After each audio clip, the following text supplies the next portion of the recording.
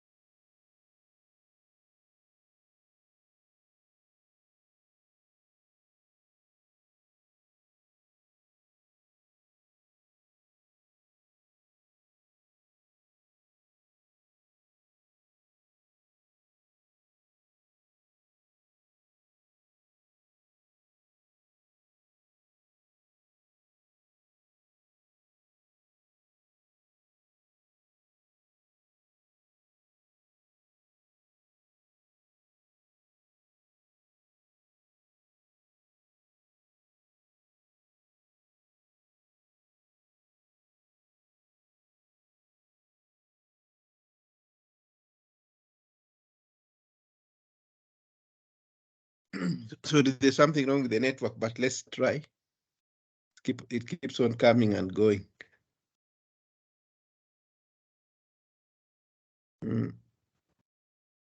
So I think from this, we could maybe look at what we have here. We discussed about some of these.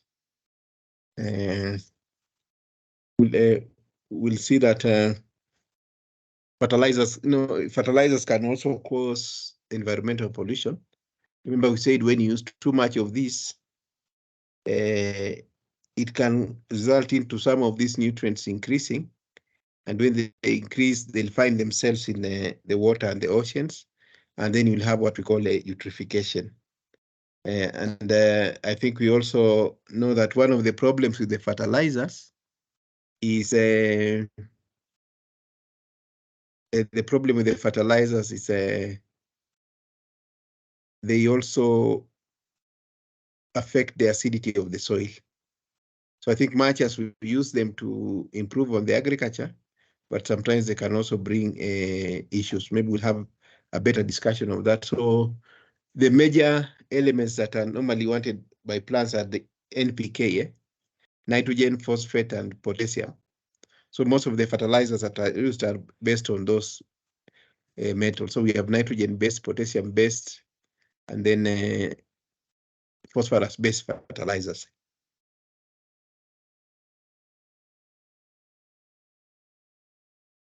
So in terms of effect, we saw this section was small.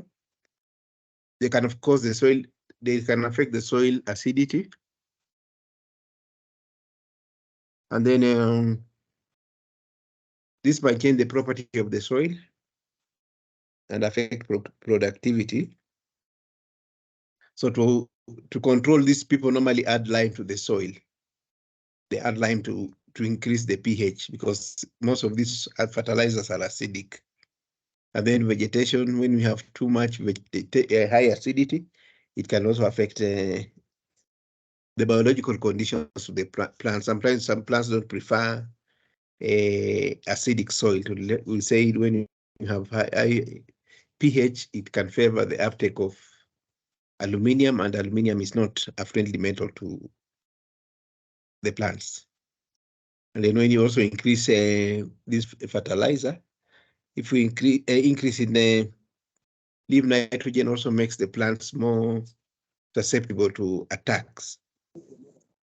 And then sometimes when you use again fertilizers, they can increase the growth of weeds. The soil becomes acidic and the weeds can also be attracted. And then for humans, it can also be dangerous because it can also be dangerous because when they are taken into the soil, they can be converted to toxic substances. For babies, it has been known that when they have too much of the nitrates, it causes what we call methemoglobinemia. And this is a symptom which affects the oxygen concentration in the blood. It affects the capacity of the blood to carry out oxygen, and excess can also cause cancer when you have too much concentration of the fertilizers. Some of them will say they contain heavy metals like cadmium. So when you have too much of them, they can also be associated with that. And then we have what we call eutrophication. Eutrophication, we said, is a case when you have excess nutrients, nitrates, sulfates into the water. When you have excess of this, the plant nutrients will end up growing in the ponds, the lakes, and slowly they can cover the river.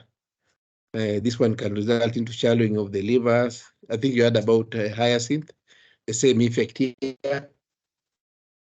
And then when you have these plants, we said when they die and they start decomposing, they use oxygen for decomposition.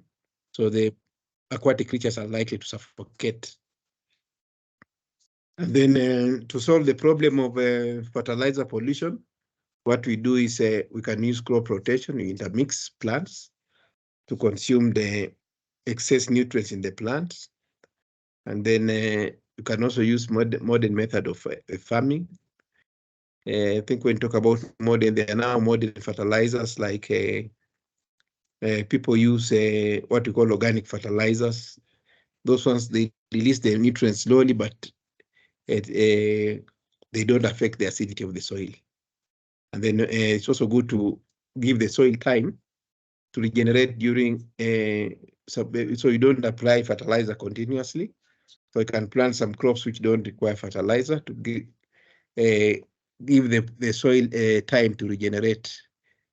And then use of nitrogen fertilizers responsibly. So this one can also be controlled. We are supposed to use them responsibly. Sometimes people think the more you add, the more effective the fertilizer, but that is not the case. So we'll see that this eutrophication is also caused by soap. Using excess soap will also result into the same thing. So for fertilizer, that is what we can talk about. So last time we talked about pesticides. I used different notes, but if you go through this module, the information is just the same. So when we talk about pesticides or insecticides, these are pests which are used to eliminate pests. So for insecticides, this is specifically for insects, as we said last time. And then why do we use this? We use them to control pests which can affect food production. They are also used to stop what we call spoilage of food during storage, and also to kill deadly organisms or disease-causing microorganisms. And then they're also used to promote a well-being, cleanness. So sometimes you might want to kill houseflies, cockroaches, and mosquitoes. So how they reach environment, I think we said in the soil, it's mainly through leaching. When you spray, they may not target not all of them might be used. So it might have some residues, and these residues might reach the soil when the leaves that they are sprayed on falls, or it can even happen just by deposition itself.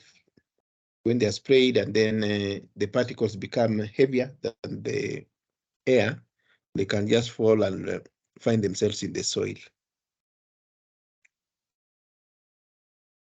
And then we said for classification, remember the other notes we talked about organophosphates, organochlorides. We talked about it was organophosphates, organochlorides. We also talked about the carbamates, and we tried to show some structures of the same. So I think this is also just showing the same organochlorides, hydrocarbons, the ones which contain chlorine, like DDT, like chlorodiphenyl, like chloroethane. I think we showed the structure in the other one. Even for these ones in the other notes, it was better. We were able to show the structures. And remember, we said these fertilizers, they affect the soil, or they affect the pest by interfering with the production of what we call acetylcholine, which is a chemical that plays an important role in neutron transmission. So they just affect the nervous system, and by doing that, they can either make the pest to be inactive, or it can even die. And then what we can also say about this, remember we said the problem with this compound is that the DDT, the stock compounds are very stable, and they persist a lot in the environment. They are not biodegradable. So they can accumulate, and when they accumulate, they can now affect the non-target organisms. So I think DDTA, the structure, we drew it in the other notes, which we discussed last time, which you have in the module. And then another family of this is organophosphate. So these are made from the phosphate. And they are done by, so I think we have, last time we said, when you have phosphoric acid, the phosphoric acid is written like this. I may not. So you have that.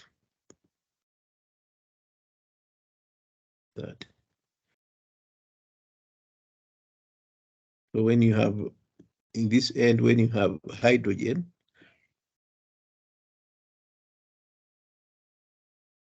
when you have hydrogen like that, this becomes just the phosphoric acid that we know.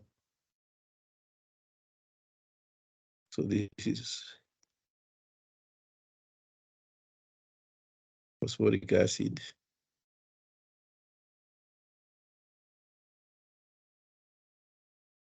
Now you can replace the hydrogen with organic compounds.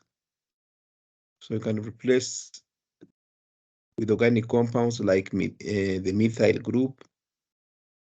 So you can, if you replace with that, or maybe the benzene ring.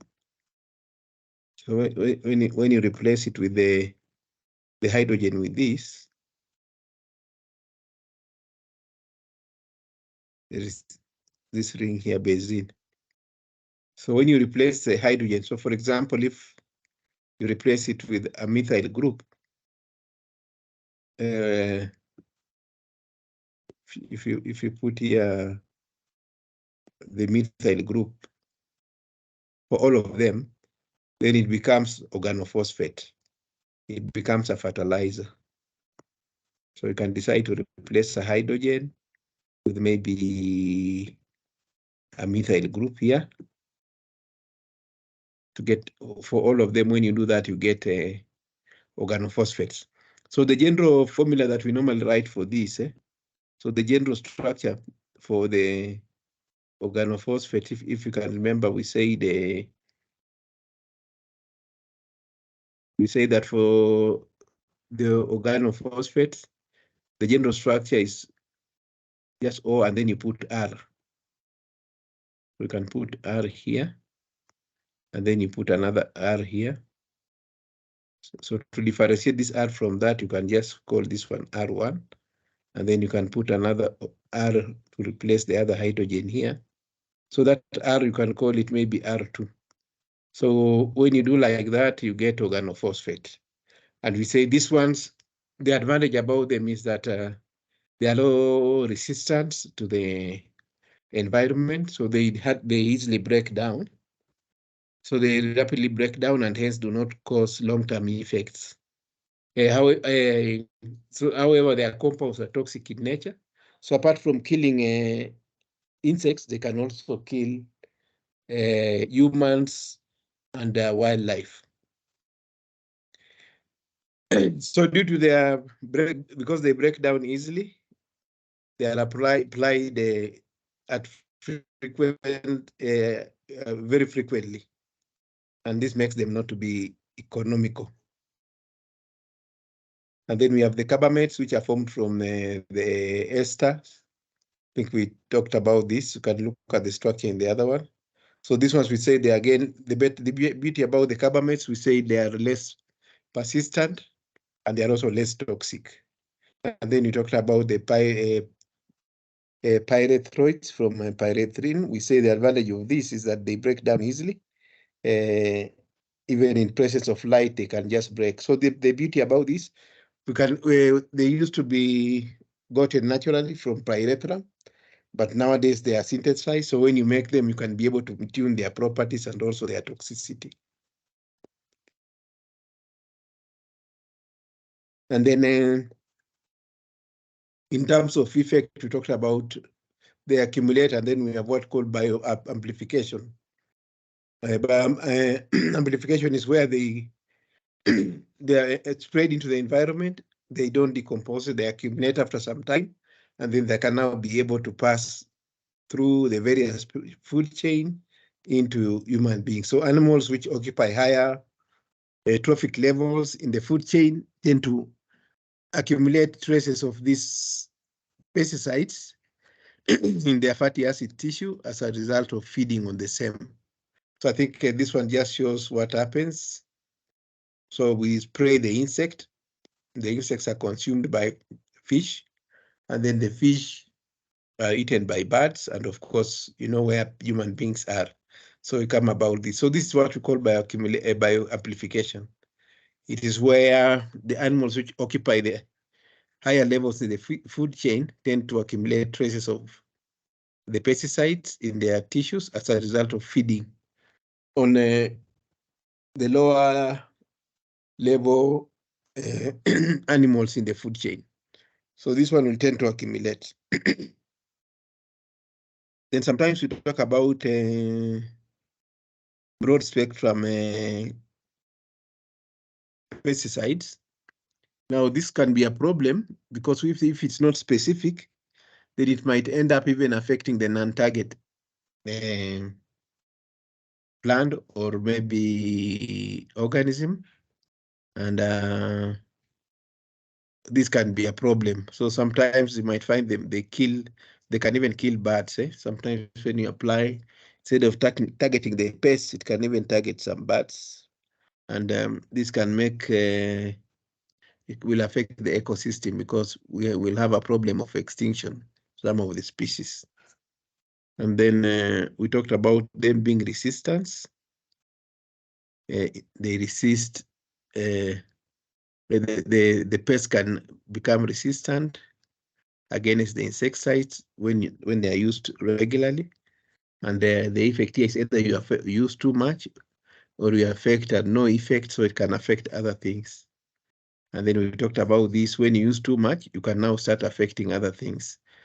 So like when you affect birds, and we saw that for the insecticides, I think we talked about some which affect even the hardness of the shell, which makes it difficult for those eggs to hatch, because chemically they are affected, and this can So the eggs which are laid that don't hatch because of the soft shell. And then for fish, we said they'll be lethal to fish if taken. And then for human beings, we talked about they can have also the same effects. So some of them, because of the benzene ring, are carcinogenic. And we normally consume this through food, the food that we eat. That's why the developed countries are very strict with products which come from Africa. Because sadly, do we control the concentration of these pests when we just use them without much control. So I think have that, and then so how do we address this problem? So I think we talked about we can use alternatives. So there are some bacterial insecticides. So these ones are specific and do not affect human and animal. I think we talked about this when we are talking about we talked about microorganisms that can be used to kill bacteria, so to kill the pests. So those ones are a bit friendly. They don't harm the plants. They don't harm human beings, and the insects do not become resistant in the long run. So I think so. This is the problem. This is the solution, but the problem with this technology is that they are quite expensive. And then we also have, apart from bacterial insecticides, we have viral insecticides which affect the viral. And then we also have hormonal insecticides. So this one interfere with the metabolic processes. So and then they attack certain groups. So I think, so these are some of the techniques that can be used to reduce just using the toxic one. And then we have in terms of the mechanism, we can stop what we call chitin, which is just a chemical that is a polysaccharide. I think is the one which is responsible for making these hard structures like the shell and so on and so forth. So when this one is used, we have we can have it attacking the shell. And then we also talk about, instead of using just chemicals, you can use hormones to attract the pest, and then you use other means of eliminating them. And then the genetically engineered crops, remember we talked about implanting some hormones into the plant or microorganism into the plant so that it becomes part of the genetic material of the plant, and the plant can be able to resist attack by pesticides.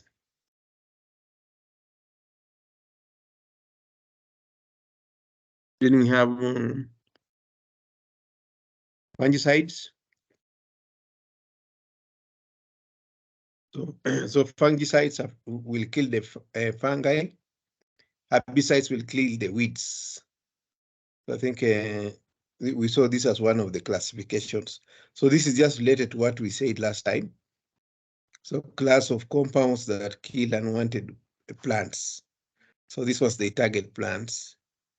And then when we talk about fungi, these are plants without chlorophyll, and therefore they cannot use a solar energy to carry out photosynthesis. So they are different from that. So I think, so they live on what we call saprophytes and on decaying organic matters as parasites. So these are what we call fungi. And then we are given the main use of these herbicides include protecting commercial plants from disease. They can be used for treatment of seeds, and also to protect trees against diseases. And then in buildings, we know fungi are used to remove molds in paints, and vanishes fungi are also used to prevent again the same effects of molds on the same. And then in wood industries, they are also used to preserve the wood. We know there are some insects which can attack the wood, and we normally use this to treat. I think this is just general the way we said. So classification of the fungicides, we say we have systematic. These are the ones when applied to the part rapidly distribute itself in the plant tissue. And then we have non-systematic. So these ones, they don't spread to the other parts of the plant. So when applied to the stem, they will only protect that particular part. So the problem with this is they are normally applied in a large amount as compared to the systematic fungi. And then we talked herbicides. We said for these ones we have contact herbicides. So these ones are quick in acting, and substances that kill the weed. They kill the weed by direct contact. So they can kill the weed by direct contact. So they must be in contact with the weed to kill it. And then the advantage is the effect of the plants is very rapid. So some of the effect is the leaf, the green leaf will darken, and after that the plant will just die. So for systematic, we have said what they are. So these are they move to other parts of the body. They diffuse from one end to another, and eventually kill the weed. So they spread to the other parts of the weed. And then so because they spread, we say this was we apply them in small quantities. So in terms of mechanism of actions for this, we say they act as growth inhibitors for fungi. So they inhibit the growth, or they can poison.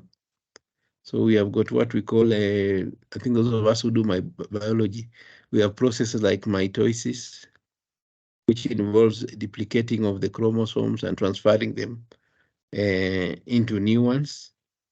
And then the other mechanism of this fungi is what we call non-competitive inhibitors, where fungi interacts with the essential metabolites of the fungi, making it unavailable. So we are talking of essential. Essential mean useful to the fungi, and when this one is not available, it will affect the growth of the same. And then we have competitive inhibitors, where the chemical resembles a metabolite, and therefore it will compete with the fungi for nutrients. And then we have so the fungi can also interfere with the utilization of metals by complexing them and making them unavailable.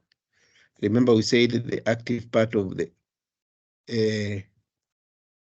enzymes are metals, so sometimes these chemicals can interfere with that, rendering them inactive.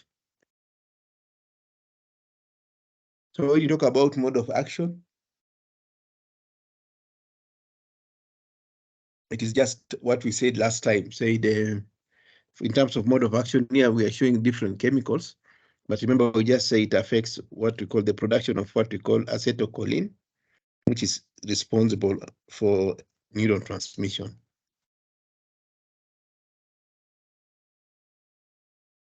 And so I think maybe you can combine that with the other one, effects.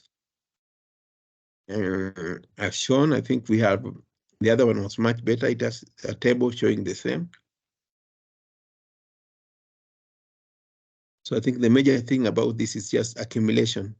So some diagrams are missing here, but you can get them in the other notes. So this is just what I wanted to mention about the fungi. So I wanted us to look at another source of pollutant. So sometimes there is something I wanted us to look at. Then you can still come back to this part.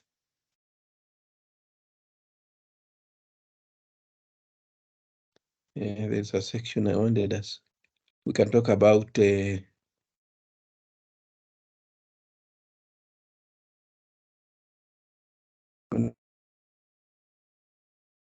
let us talk about heavy metals.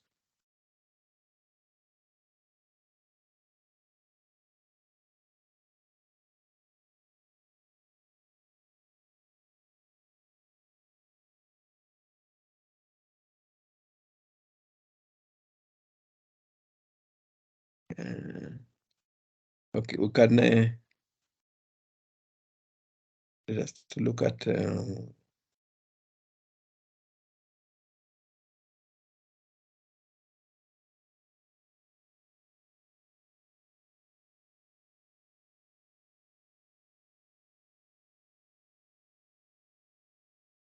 so I wanted us to maybe we could revisit what we call heavy metals.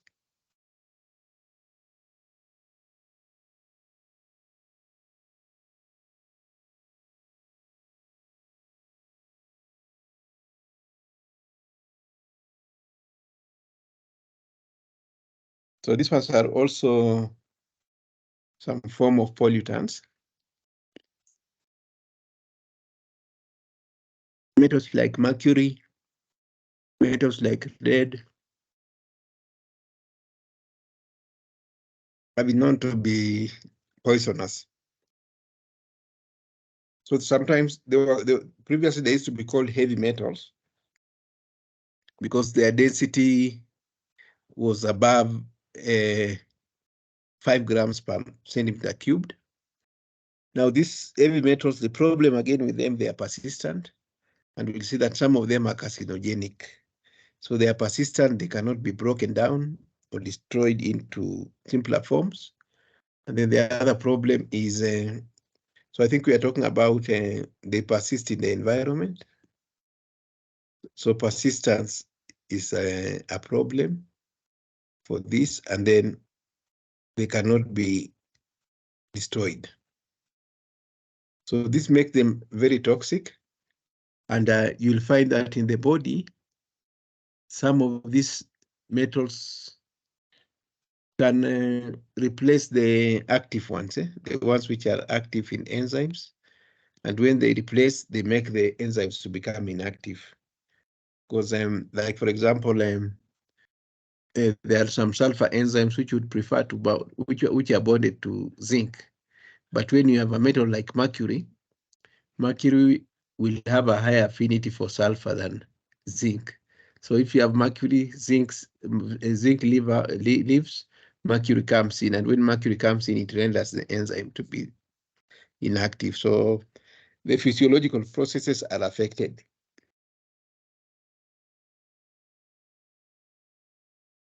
So these heavy metals, how do they enter the water? How do they enter animals, humans, and so on?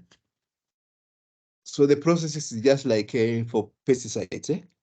So we can inhale directly.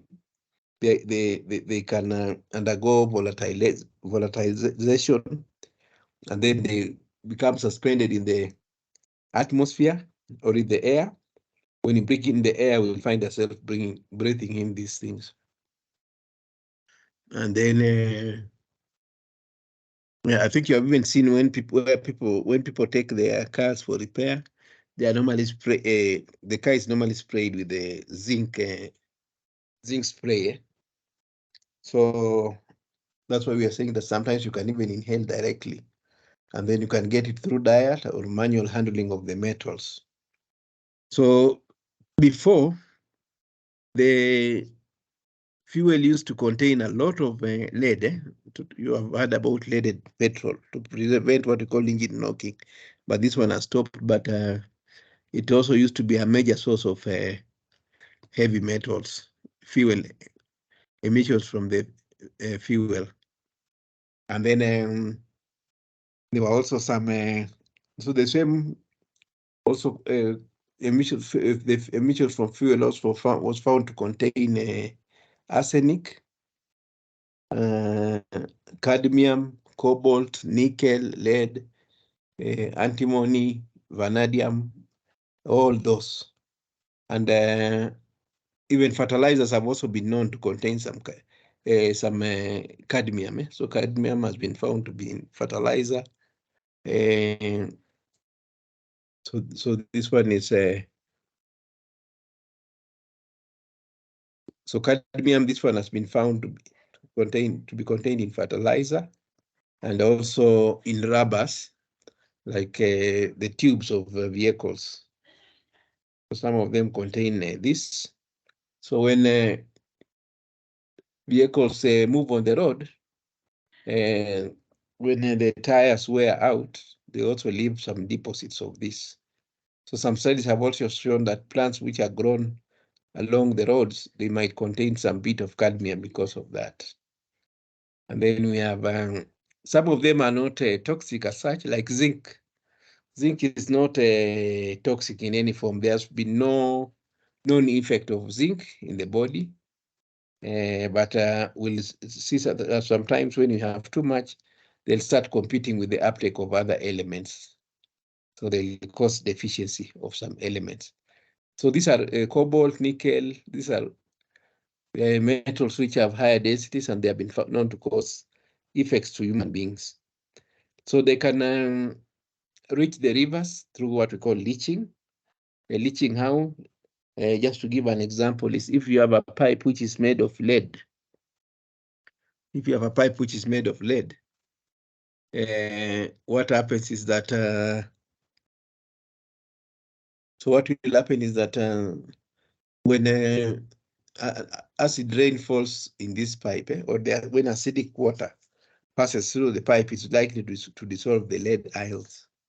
And if the lead ions are dissolved, then they can be taken in by human beings. And then you can also have effluents from industries. Sometimes they can also contain some of these metals, so they're released and trapped in the soil. So we talked about acid rain. Those acid rains can also transport these heavy metals, and so can have the same. So I think the process of uptake is just like pesticides. So there are some which can be absorbed through the skin by contact, and then and then we have said the problem is that then they'll accumulate in the organism because they are hard to break down. So the process of eliminating the metabolism is difficult. So this makes them to accumulate.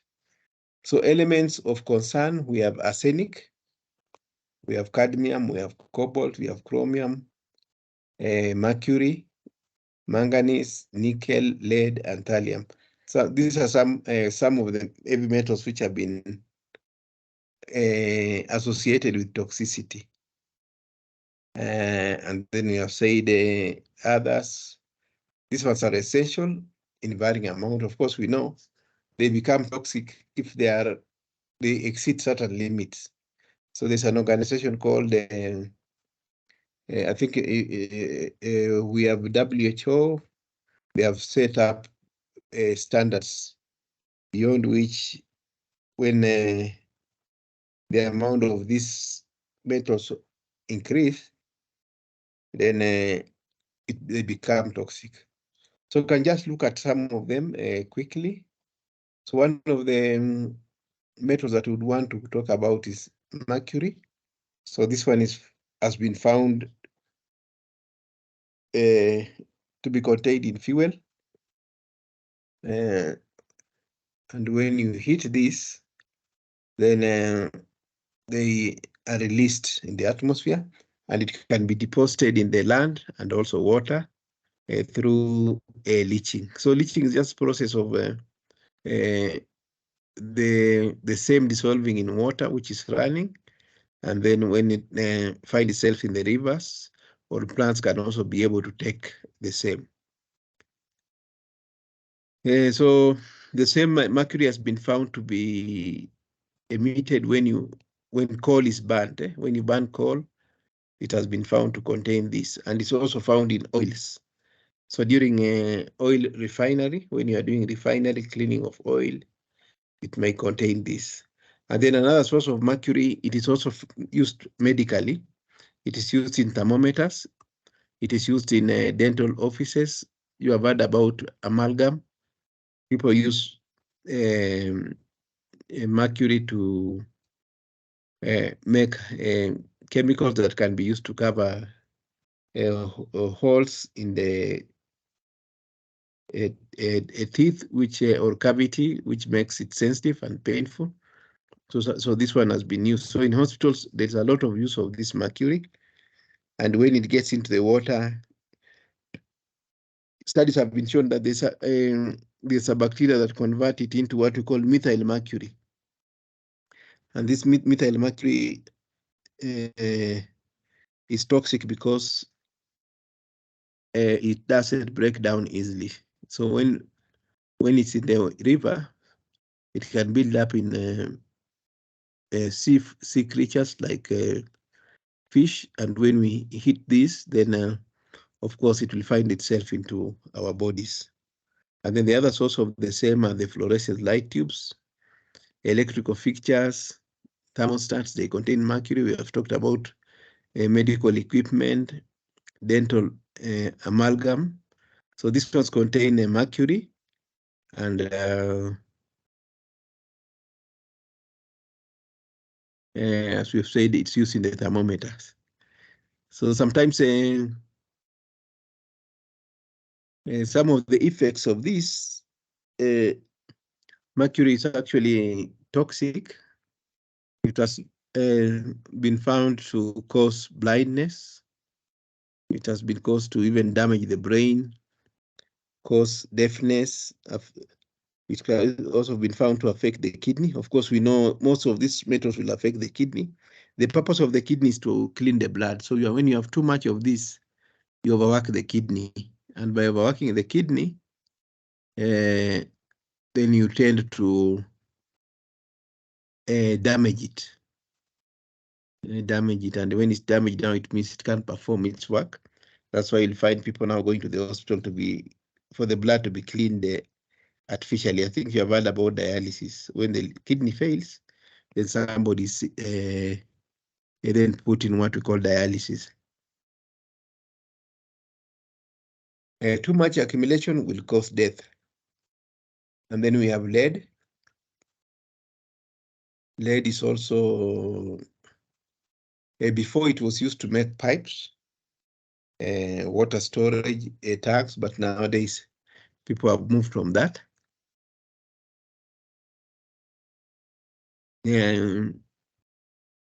So we are now using plastic pipes, the PVCs, or polyvinyl chloride to make the same.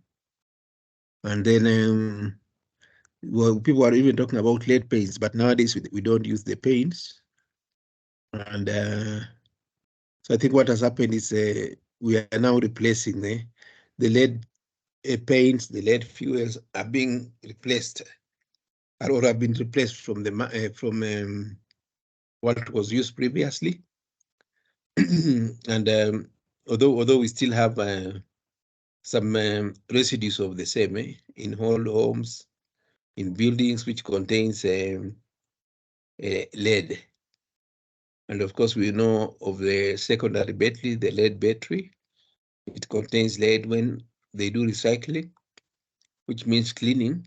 So in the process, the product can contain this lead. So when the soil is contaminated with lead, it is likely to affect the kidney, to affect the nervous system. And this lead has also been found to precipitate the protein. When it precipitates the protein, it can cause what we call a cancer. So these are just the same effects. So it affects kidney, it affects the nervous system. Some of them affects memory and also ability to make proteins.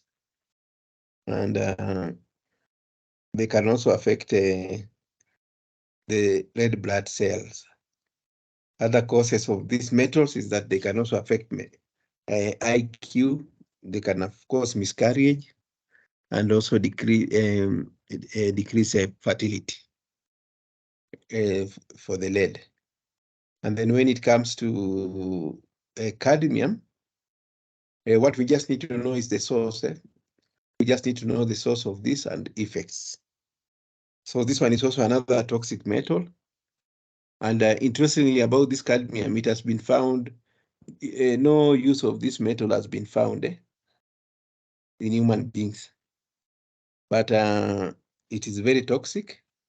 In fact, this one has been found to compete with zinc. When you have cadmium, it competes with zinc and it makes zinc not to be available. And zinc, we know, is one of the most important biological elements. It's found in most enzymes. So too much of this will, of course, cause cancer. So it has been associated with diabetes, heart diseases, and so heart diseases, cancer has been associated with this cadmium. So I think I've just talked about the same, that it can displace zinc in many metal enzymes.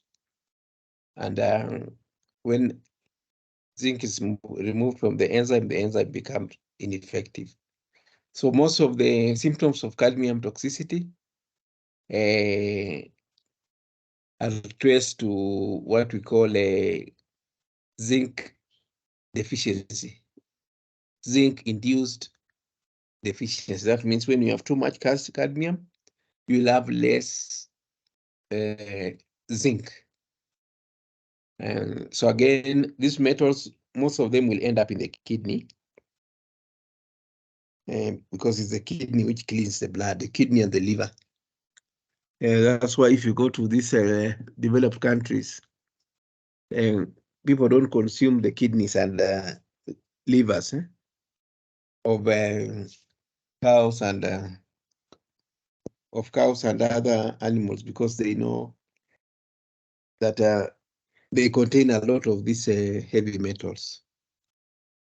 But I think here we consume them. So this one is toxic and is found to accumulate mainly in the livers and the kidneys. So it is toxic in terms of toxicity.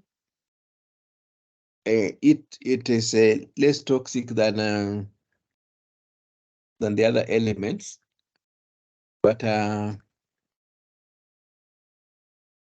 reason why we have said it's toxic is because it causes zinc deficiency, and we know zinc is a very essential element. I think that's what we are trying to say over there. So exposure to that cadmium will affect zinc. So will affect zinc. So when you use so where this cadmium is used, sometimes it's used to coat metals to prevent them from undergoing a corrosion. And these are the uses that introduce it into the atmosphere. So it can so by using it to coat metals like iron, steel, copper, to prevent them from undergoing corrosion, then these ones will get introduced into the atmosphere. And then we have also said they are used as stabilizers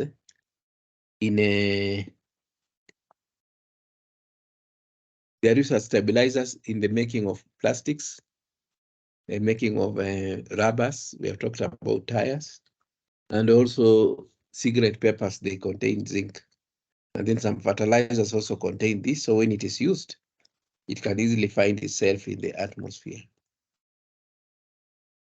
So the sources, I think we have talked about fertilizers. We'll not mention word by word. We have fertilizers, major source, sewage slurry, contain some of this. We have talked about rubber. We have also talked about the same accumulating in the liver, kidneys of some animals, because that's where they are cleaned. And then, interestingly, it has also been found to be contained in what we call canned food, food which are stored in cans. Okay. So I think there's just the same thing, talking about cadmium. So the other effect of the same. So how is it detected?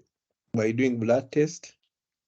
So blood test is just to take the blood and just measure the amount and see how much has been taken in there.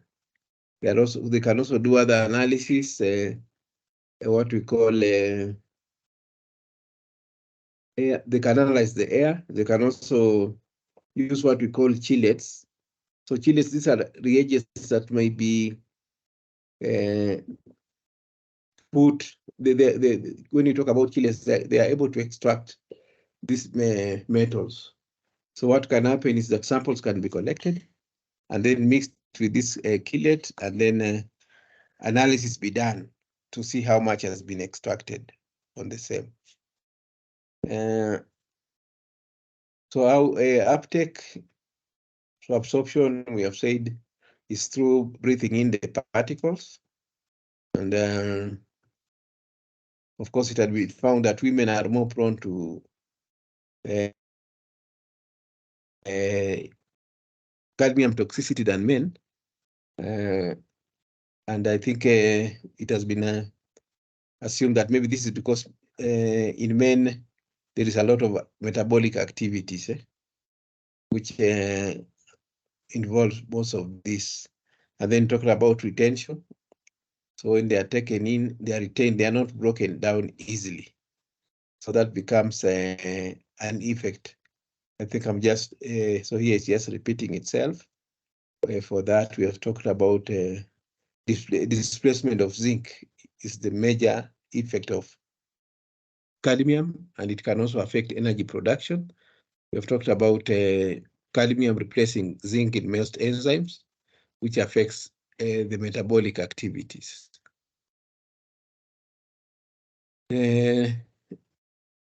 So I think the renal effect, this is the effect on the kidney when they're used too much, then they affect that. And then they can also cause cancer. That means, so they can cause a cancer, carcinogenic. Teratogenesis means this one affects birth, causes effects during birth. Birth defects can be observed. And this one has been observed when experiments have been done using a rat. So that one is there. And then they can also, I think some of these are repetition. That's why I'm just rushing over them. They can also affect the nervous system. We talked about neuron transmission. Remember that acetylcholine, the choline esterase, which is the one which is responsible for that. So the moment this enzyme is interfered with, then we affect the nervous transmission. It can also affect the muscles and the bones. It can also affect the heart. How does it affect the heart? We said cadmium can replace zinc in the blood walls. And when this happens, the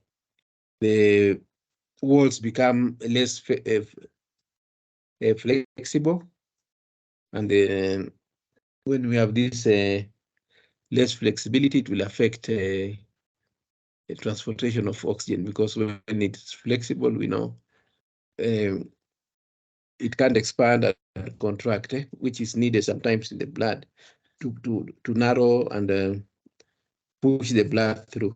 And then sometimes if it is narrow too much, you can now have people developing the blood pressure. And then we have talked about for the digestive system, when you replace zinc, then there are some enzymes which are interfered with, which are important in breakdown of food. So I think here there's some repetitions about reproduction. We talked about decreasing the amount of reproductive cells. It can also cause prostate cancer, prostate-associated diseases, and so on and so forth. Yeah. So I think this is just like the first part. We talk about affecting metabolic system because of interfering with zinc in the body. And then we talked about sometimes because of when they are trying to when you try to remove the same through excretion, it's likely to accumulate in the liver, and this can affect the liver. So I think then we have talked about effects. Again, this one, it has also been known to affect the uptake of calcium, which might also affect the bones. So calcium, vitamin D metabolism can result into deformation of the teeth. And then we have talked about mental because of just the nervous system is affected. Then I think we have we can just mention about another element. Is called arsenic. So this one is normally found in herbs, especially the food preservatives.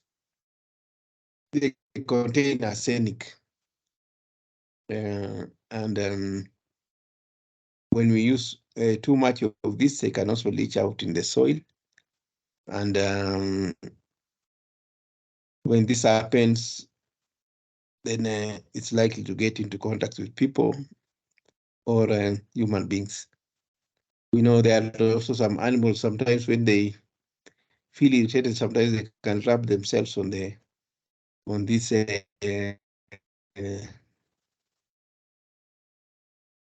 wood, and if that is this chemical can get into our bodies. So we have said arsenic is found in what we call smelters, and also some pesticides. If we talk about smelters, these are chambers that are used to heat compounds at maybe slightly high temperatures. So this arsenic are found there. And sometimes they're also used to make what we call semiconductors, the materials that are used in conductors. We have things like gallium can be used with arsenic to form what we call gallium arsenide. And then some are also used in making of dyes, soaps, and even drugs. And when they get into the water, they can also affect the sea creatures. So this one I think has been the case. So the effect of these metals just almost the same. So this one causes cancer. It has also been known to affect what we call the IQ. At high concentration, it can cause death. So it can also cause what we call nausea, where you feel the sickness effect. It can cause vomiting and also can affect the nervous system. Now for zinc, you can see even here, it is just a statement. There are no effects which have been known to associate with zinc as a metal, but it can combine with it normally competes with zinc. Aluminium is not a heavy metal. This is just a lighter one. It's not like this other one, but it has also been known to be toxic. So the major source of this, I think, to cut the long story short, we know that it's used in making of some drugs. But this aluminium has been known to cause what we call the Alzheimer disease, I think, which affects memory and also sometimes the nervous system. So this one has actually been associated with aluminium. And so it affects the nervous system like the other ones, sometimes causes headache. It can also affect the liver and the kidney to function properly. But the major disease is this Alzheimer, which affects the memory and also the nervous system. So I think you can see, apart from that, we are trying to, so it can affect the nervous system. So I find now people having seizures and also reduced mental capacity, faculties because of that.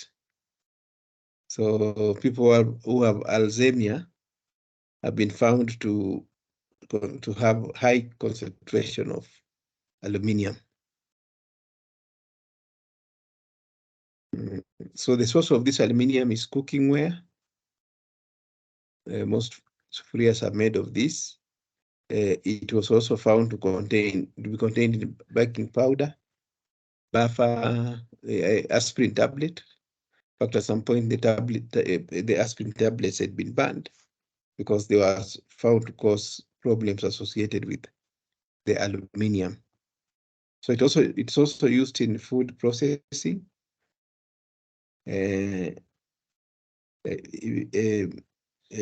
like packaging, like we know beer.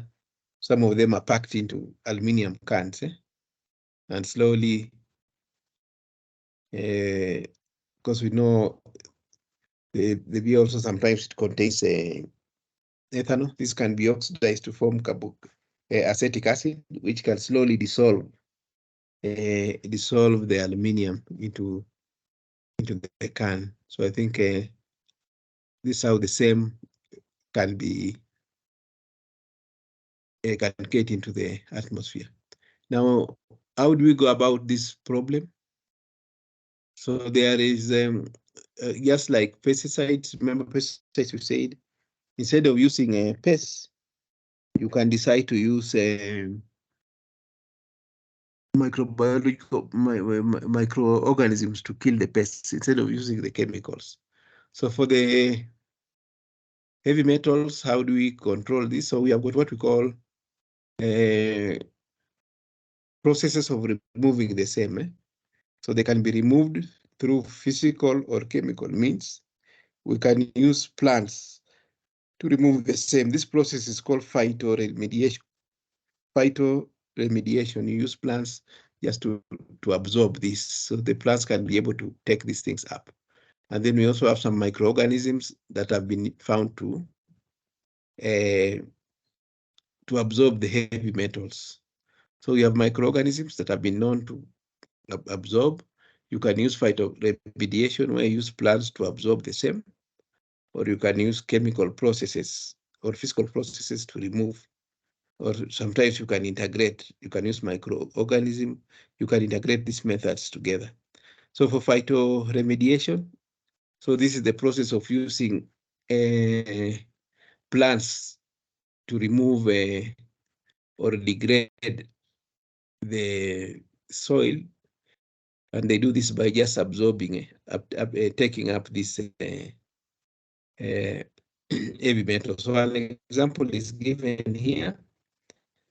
So you have, so this one is showing polluted soil, and then this is the water table. So you have clean underground water, and then what happens is that so the roots can take in water and pollution from the ground. So you have these roots. So when you have these roots, they can absorb it. So this polluted soil, water table polluted. When they take that, then what you end up is you get clean water. So it's just done through absorption. Now the effect is, it is the tree which will be affected.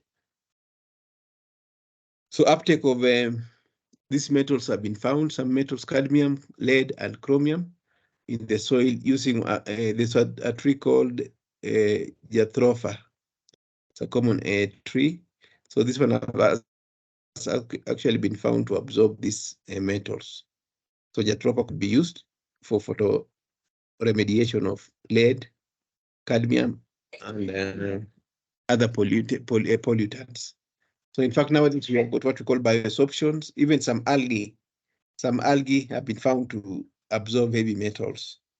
So remember last time we said that they can be toxic, but sometimes they can also be useful to remove the heavy metals.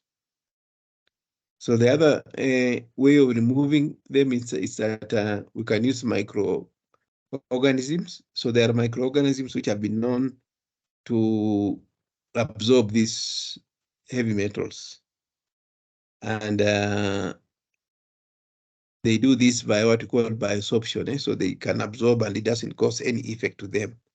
So one of these microorganisms is what we call Saccharomyces cerevisiae, which is a yeast, and also Streptococcus equisimilis, a bacteria, and Aspergillus niger, which is a fungi. So these microorganisms have been known to absorb these heavy metals, and the effect of this have been found to cause no, the uptake of these heavy metals by the bacteria have been found to be affected by things like pH, temperature of the soil, the nature of the soil, and so on and so forth. And then we can use chemicals. I think this is what we're talking about when we talk about chelate effect. Chelating, there are some metals or some chemicals which can be able to extract this. I think some of you have heard about EDTA, ethylene diamine tetraacetic acid, has been known to remove this. So there are things like what we call zeolites, which are aluminum phosphate chemicals, EDTA, which are used to remove a metal. So sometimes you can use these chemicals to remove, but the process is a bit expensive. So it's a bit expensive when you use that. So I think this is just an addition, which is just talking about how they get water. So I think the problem here is just with this metal is that they accumulate and they are persistent. So I think this is just the same how they get. We talk about road surface. Most of them might go there because of precipitation through the water and so on. I think I'm just jumping because this is a repetition of the other one. Now we'll find that there is what we call speciation. So speciation just tells us, so we have what we call a speciation. So if we talk about this speciation, it is the form in which the metal appears in the atmosphere. So the speciation will determine its bioavailability because it can be in a form which is soluble. When it is soluble, it means that plants can be able to take them up. They can dissolve in water and you can be able to take them in and cause problems. If they are insoluble, then that makes them even less toxic because the concentration in the waters, the concentration in the plants will be very low. So speciation, how it occurs is very important because it determines the stability. So maybe that's what I wanted to say for now. So that's what I wanted to say for now. I don't know if there's any question up to there.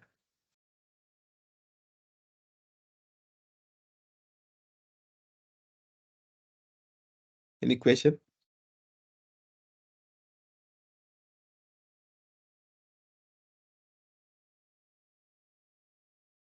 Someone hand is up.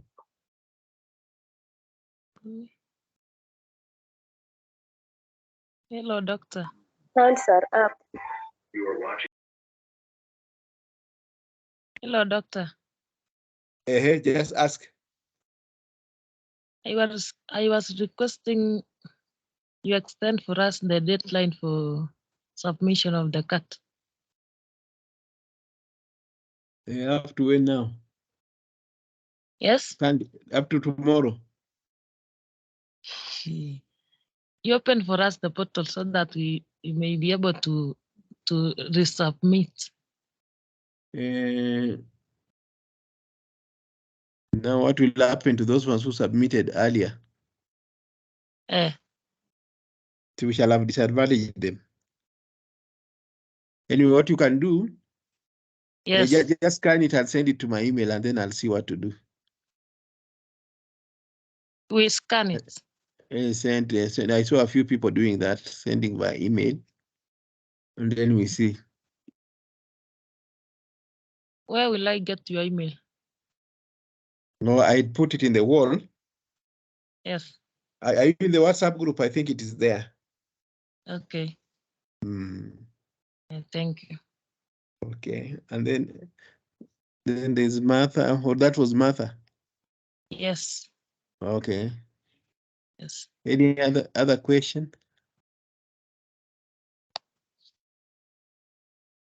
I'm sorry, yesterday I could not make it for the class. I got a bit tired. Is it possible we meet tomorrow? We have a class tomorrow. We can meet the same time, Prof. From 8. Let's meet at 8 tomorrow. I 8 rest up from sorry? Maybe we can make it 7. If it is possible, it will be well in your side. Okay. Somebody suggesting 7. Okay, let's try 7 tomorrow, so 7:30. So tomorrow we can talk about extraction of metals, how metals are extracted, and then how it affects the environment. We'll try to, and then maybe I can meet tomorrow. And we normally meet on Monday or Tuesdays. Tuesdays. Oh yeah, so let's do tomorrow and Tuesday, and then we see. But don't worry too much about the cut. I think we'll see what to do about it.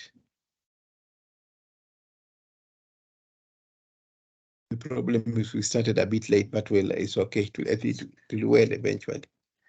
So I may just wish that maybe we break there. We can stop there, and then tomorrow we start at 7, so that people have time to rest and maybe prepare to go to church and do other activities. Okay, so let's just leave there for now, and then we can continue tomorrow at 7. Thank you. So tomorrow we can. Thank you. So just we'll talk about extraction of metals and how they affect the environment. Thank you. Bye. Bye.